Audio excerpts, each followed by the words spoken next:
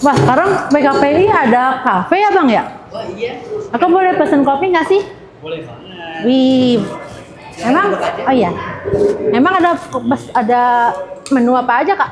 Kalau di PPKPI itu kita ada banyak kan menunya. Pertama kita klasik beverage itu ada, terus menu mocktail pun ada, dan ada lagi menu namanya manual brew kan. Menu baru itu apa sih Kak? Kayaknya baru pertama kali denger deh. Iya, kalau manual brew sendiri itu adalah kopi yang diseduh secara manual tanpa alat. Biasanya tuh di kafe-kafe namanya V60 atau Japanese gitu. Kamu nyobain nggak nih? Boleh deh, satu deh. Nah, kalau Abang mau nggak? Kayaknya aku juga sama deh sama kayak Tisha. Oh, sama aja. Beri aja. Mau ditunggu kayak ya? Iya, makasih Kak.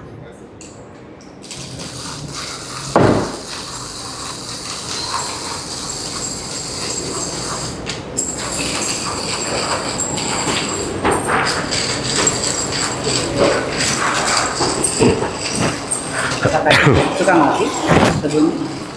Aku suka. Biasanya kakak pesen apa? Kadang kopi susu, kadang latte. Ya suka mood aja sih. Kadang juga choco frappe atau nggak matcha gitu. Itu kalau Abang? Kalau aku sih lebih ke cappuccino sih sama americano. Oh, americano.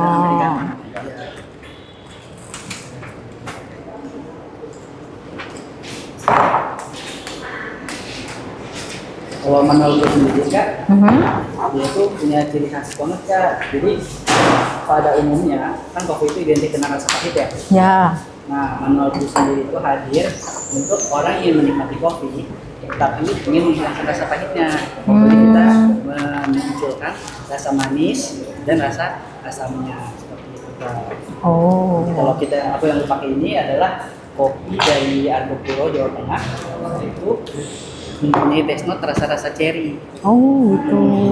Itu unik banget tuh kayak rasanya. Semoga kakaknya suka. Terus seduh dulu kak ya. Oke.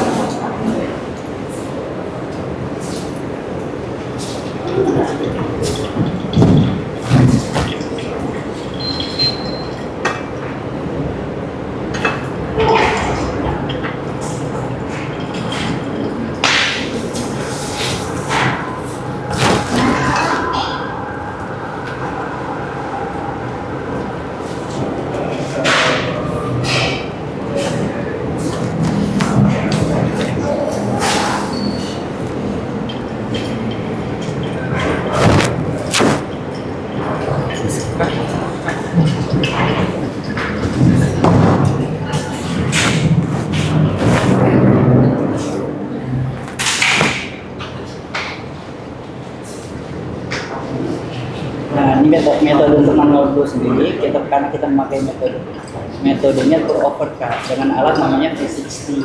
V60. Jadi kita metodenya tuang-tuang aja tanpa menggunakan mesin espresso. Jadi kalau misalkan kakak baru tertarik untuk belajar kopi, itu cocok banget untuk belajar manual brew ini kan. Manual brew. Jadi pembeda antara kopi apa tuh tadi manual brew itu dengan yang lain tuh dengan seduh manual gini ya? Iya kan kalau misalkan kopi kayak cappuccino, cafe latte itu kan kita menggunakan espresso. Ada menggunakan espresso mesin atau menggunakan espresso maker yang non mesin pun ada. Tapi pada umumnya harga-harga tersebut cukup mahal kak untuk orang-orang yang baru ingin belajar kopi. Jadi sehingga kalau yang baru banget belajar itu bisa banget belajar manual brew kak. Harga barang-barang sendiri alat-alatnya lebih affordable untuk para pemula yang ingin mengenal kopi lebih jauh dan menikmati kopi dengan sensasi rasa-rasa yang baru. Menarik juga ya. Iya.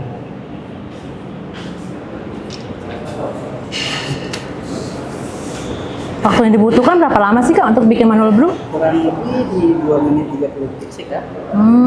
Emang harus 2 menit 30 detik? Enggak dong, tentunya. Ada banyak variabel di sini. Jadi untuk metode yang aku pakai di sini untuk end brew-nya 2 menit 30 detik.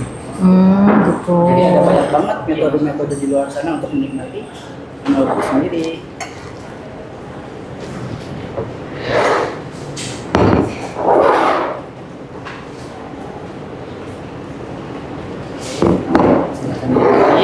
panas kayak. Wah, terima kasih. Kasih.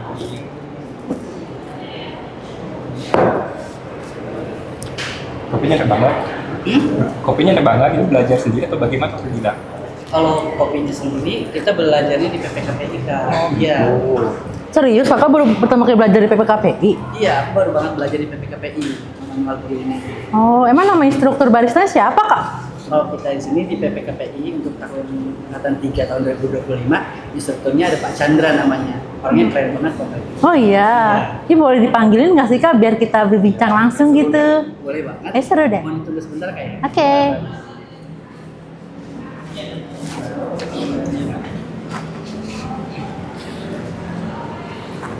Halo. Halo, ini Pak Chandra ya? Halo, ya. Ini saya seneng deh ketemu Bapak. Oh, saya juga senang kok ikut bertemu dengan teman-teman sekalian. Gimana tadi kopinya? Iya, enak loh, Pak. Buatan Oke. anak didik Bapak. Wih. Keren ya, Pak? Boleh bincang-bincang sebentar nggak sih sama kita, Boleh Pak? dong, boleh dong. Oke, makasih ya, Pak. Oke. Nah, selamat datang di podcast PPKPI bersama dengan saya Tasya dan rekan saya. Nah, kita berdua akan membahas topik seru nih di bidang kopi dan perbaristaan pada kejuruan barista di PPKPI Pasar Rebo. Nah, betul banget, seru. Nah, kan seru banget topik kita hari ini. Karena kita tertarik juga dengan dunia perkopian dan perbaristaan. Makanya yuk kita ikuti podcast kita hari ini. Hari ini kita ditemani langsung loh dengan instruktur barista PPKPI Pasar Rebo loh, yaitu Pak Chandra. Halo Pak Chandra, gimana kabarnya Pak? Alhamdulillah, sehat selalu. Oh, terima kasih ya Pak udah meluangkan waktunya. BTW nih Pak, boleh ceritain dulu nggak sih Pak awal Bapak itu jadi instruktur di barista tuh gimana, terus masuk ke dunia barista tuh gimana sih Pak? Oke, jadi pertama kali jadi instruktur itu saya tahun 2015 dari satu lembaga. Terus di situ saya coba, pertama sebelum ke lembaga ya, saya coba cerita dari awal dulu deh. Saya pertama kali jadi barista itu 2013, kurang lebih diakui sebagai barista 2013.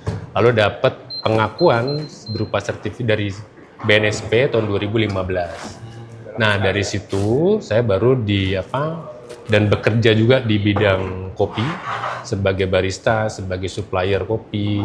Terus saya juga supply ke hotel-hotel sebelumnya. Dan ketika di hotel kan kita butuh memberikan pengetahuan tentang produknya gitu ya, tentang peralatannya segala macam. Nah disitulah saya mulai tertarik dengan dunia trainer lah. Nah dari situlah saya mulai diangkat sebagai instruktur di perusahaan dulu sebelumnya. Nah lalu setelah itu karena ada pengalaman, saya diajak untuk kegiatan atau rangkaian kegiatan dari 2016. Kalau pernah dengar istilah Badan Ekonomi Kreatif atau Backcraft ya. Nah di situ saya terlibat dalam beberapa kegiatan mereka lah. Dan alhamdulillah dari kopi juga saya bisa keliling Indonesia. Wih, keren banget. Makanya dari situ akhirnya saya mulai tertarik dengan profesi instruktur lah gitu. Nah baru tahun 2014 lah saya diajak oleh PPKP untuk jadi instruktur di PPKPI Pasar Rebo ini, gitu. Singkatnya begitu. Kalau kejuruan barista di PPKPI itu belajar apa sih Pak? Susah nggak sih prakteknya? Kalau barista secara praktek sebenarnya nggak susah, selama ada kemauan. Kalau cuman, jadi intinya untuk teman-teman tahu, jadi barista itu nggak cuma ngeracik kopi. Kalau cuma ngeracik kopi, ibu saya juga bisa ngeracik kopi, ya. Terus adik saya juga bisa ngeracik kopi. Tapi barista itu nggak cuma sekedar meracik kopi pada dasarnya. Jadi barista itu ada di industri hospitality dan juga instruktur kejuruan barista di PPKPI. ya justru sangat seru dan menarik gitu ya. Ya tadi nyambung ke tadi karena memang selama ini orang taunya barista itu adalah peracik kopi. Sebatas itu kan. Nah, karena di PPKPI saya bisa bisa mengajak teman-teman untuk lebih dalam mengenal barista. Jadi supaya mereka mindset-nya nggak cuma tahu bahwa barista itu cuma buat kopi loh. Justru ada poin lebih krusial gitu, yaitu tadi hospitality-nya. Jadi bagaimana mereka selain bisa buat kopi tapi juga bisa nerangin nih. Tadi kan pasti Indat juga menerangkan kan kopinya apa, metodenya apa. Nah itu kan perlu pengetahuan. Nah pengetahuan itu kan juga butuh pengalaman. Nah makanya di PPKPI saya harap setiap pesertanya bisa dapat pengalaman bisa dapat pengetahuan, juga bisa dapat kemampuan atau skillnya. Kalau Pak Chandra sendiri sudah pengalaman berapa lama di sebagai instruktur PPKP? Kalau di PPKP dari 2024 ya berarti. Jadi tahun lalu berarti sekarang 2 tahun, jalan 2 tahun. Jadi barista di sini kira-kira seru gak sih Pak? Gimana? Belajar barista di sini seru nggak? Nanti bisa ditanya ke baristanya aja. Kalau misalnya seru atau enggaknya kan, saya sih berusaha untuk sebisa mungkin mengimplementasikan apa yang ada di industri. Jadi contoh mungkin satu hal yang paling saya tekankan di awal pelatihan, saya buat kontrak kerja nih dengan mereka. Jadi sebisa mungkin mereka harus tahu nih apa yang mereka hadapi di lingkungan nanti gitu ketika kita pelatihan. Misalkan contoh, kita buat satu aturan paling baku adalah nggak boleh baper-baperan. Kenapa? Namanya kita di industri hospitality kan, dapat customer macem-macem, ya kan? Ada yang galak, ada yang baik, ada yang sensitif dan seterusnya. Jadi pertama adalah anti baper, kedua harus suportif dan sportif. Itu kalau mereka udah sepakat, baru kita lakukan lanjut ke materi dan lanjut ke kelasnya. Kita belajar barista ini dari awal sekali apa bagaimana nih Pak? Ya, pasti dari awal. Jadi memang yang ikut di pelatihan ini nggak semuanya punya pengalaman sama sekali. Mungkin ada yang punya ketertarikan di awal, taunya kopi, lihat di YouTube dan segala macam ya. Tapi di sini mereka benar-benar dapat dari dasar. Dari dasar, dari apa itu kopi, sejarahnya bagaimana, terus barista itu pertama kali dikenalkan tuh di mana dan seterusnya. Kenapa sih kopi namanya Arabica? Kenapa sih namanya Robusta gitu kan? Sedangkan di Arab kan nggak ada kopi kan, nggak menghasilkan kopi gitu kan. Iya Itu kan ya. perlu ditanamkan knowledge-nya kepada mereka gitu kan. Begitu. Boleh nggak Pak belajar sama baristanya Pak? Oh boleh banget dong. Justru salah satu metode saya itu adalah peer evaluation. Jadi metode yang paling menurut saya yang paling bisa membantu mereka. Jadi mereka nggak cuma diajar, tapi juga harus mampu memberikan pengajaran ke teman yang lain. Gitu. Wah. Ini Pak ya kalau aku belajar Harus dong, sama seru, boleh. baristanya. Silakan. Boleh, Pak, ya? Boleh, silakan. Seru banget. Pak silakan sini Pak. Oke, Sama saya aja. gantian kita. Iya. Oke, siap.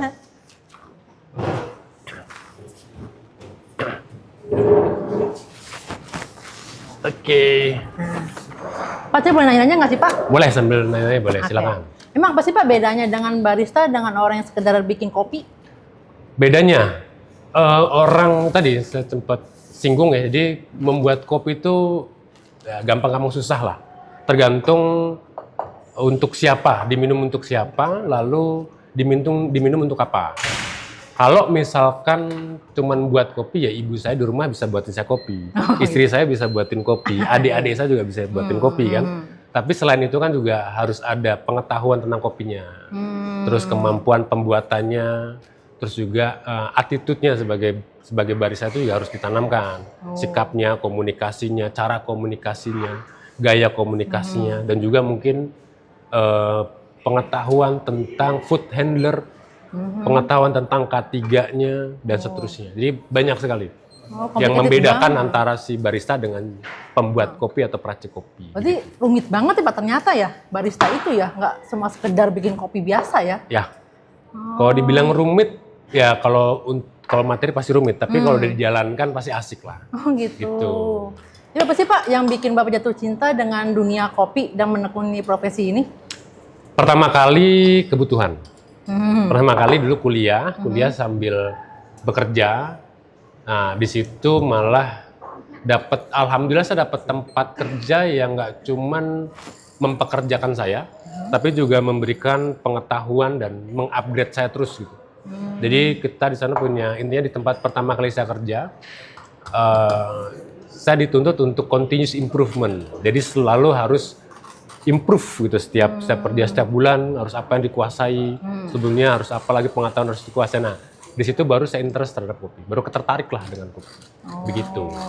Berarti Pak tuh ada rutinitas minum kopi nggak sih Pak tiap pagi Pak? Atau gimana gitu, ritual-ritual khusus? Setiap pagi ya tentunya. Ada Pak? Setiap pagi tentunya. Karena kopi kan nggak cuma sekedar minuman ya. Ya. Tergantung, kalau misalnya saya kan manfaat buat pagi itu buat nambah energi. Oh gitu. Jadi supaya harinya lebih berenergi dan lebih menyenangkan lah. Waduh, berarti Bapak grinder sendiri Pak? Apa gimana? Di rumah saya ya giling karena lebih baik kita simpan kopi dalam bentuk biji kopi.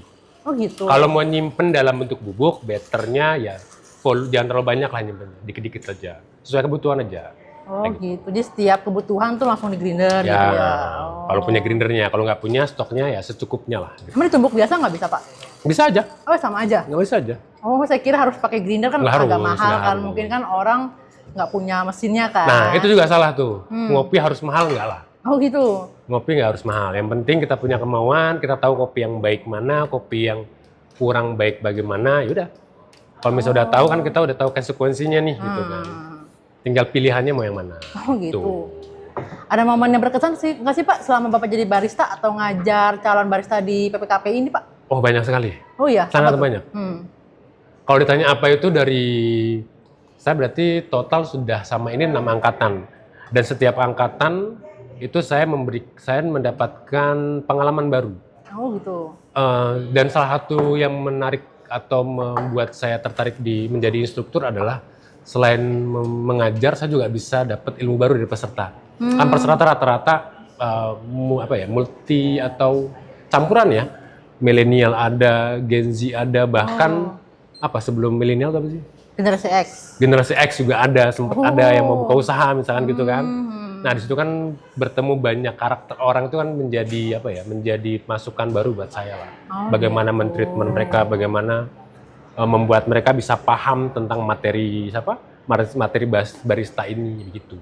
Oh gitu. Coba dong Bang spill dong Pak. Kopi pertama kali Bapak suka itu kopi apa sih? Pertama kali saya suka tuh kopi, udah lama banget apa ya. Tapi yang paling berkesan pertama kali saya minum kopi itu kopi dari Gayo. Oh kopi Gayo. Dari Gayo itu pertama kali terkesan sampai pernah kebawa mimpi lah. Wih serius Pak? Kenapa Pak? Karena waktu itu karena baru tertarik sama kopi, katanya kok kopi itu manis, tapi setahu kita kan kopi itu pahit ya. Iya. Saya pun dulu sebelum jadi barista taunya kopi pahit. Manisnya dari mana? Saya cari. Nah, kebetulan di Kopi Gayo itulah pertama kali ya tahun-tahun itulah ya. Saya ngerasain ini yang manisnya kopi itu maksudnya ini. Jadi disitulah mulai akhirnya makin tertarik dengan kopi dan akhirnya nyoba kopi-kopi lain begitu. Oh kopi Gayo itu manis Pak? Ada sensasi rasa manis. Oh. Jadi sensasi rasa manis yang yang tersembunyi lah. Makanya butuh sensitivitas untuk bisa dapetin gitu. Tapi kalau udah dapet itu rasanya bisa bisa membuat kita ketagihan lah. Wih, saya jadi penasaran nih. Betul. Terus Pak, spill dong Pak, kalau skill dasar yang harus dimiliki barista itu apa aja sih Pak? Skill dasar. Oke, kalau barista itu identik dengan espresso mesin sebenarnya. Identiknya, tapi bukan berarti mereka cuman boleh menguasai espresso mesin, enggak. Termasuk manual brew juga. Tapi pada dasarnya barista itu harus bisa menguasai mesin espresso itu dulu. Nah untuk menguasai mesin espresso banyak variabel-variabelnya. Misalkan ya kebiasaan, terus parameter dasarnya, harus ngerti kopi yang digunakan, jenis kopinya, terus harus ngerti misalkan level sangrainya, karena kopi sebelum ini kan disangrai dulu. Terus habis itu harus paham tentang fundamental brewnya, misalkan green size yang digunakan ya, tingkat kehalusannya, suhu air yang digunakan misalkan gitu. Lalu juga ada perbandingan rasio antara kopi dengan airnya dan seterusnya. Oh gitu, itu ngaruh semua ya Pak? Ngaruh semua. Wah, lalu tantangan terbesar barista itu apa Pak? Tantangan terbesar barista justru bukan bagaimana membuat kopi, tapi bagaimana menghandle customer. Nah itu dia tantangan terbesar, karena sebenarnya kalau misalnya kita sedikit pengetahuan lah untuk teman-teman juga ya. Jadi barista itu hanya menyumbang paling banyak 10% dari kopi yang disajikan customer, kualitasnya. Karena apa? Karena sebelum diseduh itu ada proses roasting. Sebelum roasting itu ada proses namanya fermentasi atau proses pasca panen. Sebelum fermentasi ada proses farmer atau perkebunannya gitu ya. Dan barista tuh hanya menyumbang 10% dari rasa. Jadi barista-barista di sana jangan bangga kalau cuma bisa buat kopi enak gitu ya. Tapi bangga kalau bisa mendapatkan kepuasan customer gitu. Wih, seru Ya, nih seru ya. Kakak barista, boleh kenalan nggak? Boleh banget. Boleh siapa Kak? Telepon itu tuh Kak, warga podcast PPKPI. Boleh, perkenalkan nama saya Imdad. Saya tinggal di Jakarta Selatan. Jadi saat ini yang menonton video ini, jika tertarik untuk belajar barista, boleh banget daftar di PPKPI Jakarta Timur. Wih. Aku nanya dong Kak, ya, cuma alasan kakak ikut kelas barista di PPKPI itu apa sih? Alasan saya untuk ikut di kelas barista di PPKPI adalah untuk memperdalam lagi pengetahuan saya, cara memilih kopi, tentang apapun tentang barista. Sebelumnya untuk saya sendiri belum punya pengalaman dalam sebagai barista, tapi saya sudah minum kopi di rumah aja. Seru nggak sih Kak belajar barista di PPKPI? Keseruannya tentu seru, apalagi dengan instruktur Pak Chandra itu membawaannya bisa saat-saat serius, bisa bercanda juga. Jadi kita tuh ya ada tegang-tegang banget dan bercanda-bercanda juga. Jadi mantap banget. Wih, oh ya Kak, kalau sudah selesai pelatihan di PPKPI, Kakak mau buka usaha atau mau kerja di coffee shop? Untuk plan jangka dekat tentu saja saya ingin memperbanyak pengalaman dan lanjut coffee shop. Dan untuk jangka panjangnya saya ada niatan untuk membuka coffee shop juga. Wih, abangnya keren banget ya. Itu juga kita sadar. Iya. Terima kasih ya Kak udah bagi kisahnya. Iya, sama. Nah, saya mau pulang lagi ke Pak Chandra. Ya Pak, peluang kerja di dunia usaha coffee shop ini atau perbaristaan itu gimana sih Pak? Atau usaha kopi ini? Dari sebatas pengetahuan saya sih sangat besar ya, karena kita tahu di timur, Jakarta Timur aja ya, itu banyak coffee shop mulai pembukaan, ya banyak bahkan ya kalau ngomongin data saya punya data, tapi secara apa ya, secara ya kelihatannya sangat besar perkembangan coffee shop di Jakarta dan di kota-kota besar. Jadi ya secara otomatis pun nanti peluang menjadi barista besar. Ya sama mungkin kalau misalnya ditanya profesi semua di bidang kopi mungkin barista yang paling banyak sarapan. Oh gitu. Itu dan peluang sangat besar. Masih banyak peluang ya Pak ya? Sangat besar. Kalau misalkan nih Pak ada anak muda yang pengen banget terjun ke dunia barista tapi masih ragu nih, pesan Bapak ke mereka apa sih? Pesan saya supaya nggak ragu. Ya. Ya percayalah. Apapun profesi ya, termasuk barista itu pasti ada peluang besar di masa depannya. Tapi ya teman-teman harus siap dulu apapun profesinya. Pasti di awal kita harus berani mengorbankan sesuatu. Ya mungkin ini bisa jadi informasi juga buat teman-teman. Ya barista-barista, junior barista itu mungkin upahnya nggak belum baik. Ya balik di Indonesia, karena juga barista ini kan memang profesi yang masih cenderung baru. Makanya dari itu ya kita harus sabar 1 tahun 2 tahun. Nah baru kalau misalnya kalian ingin mendapatkan informasi lebih, ya mungkin setelah dapat pengalaman bisa mendapatkan pendapatan yang lain. Tapi kalau peluang barista di luar negeri itu banyak nggak sih Pak? Atau lebar banget sih? Cukup banyak. Terutama mungkin kalau Indonesia itu serapannya kebanyakan di Timur Tengah. Cukup banyak atau dan Timur Tengah juga lebih berkembang, termasuk coffee shop.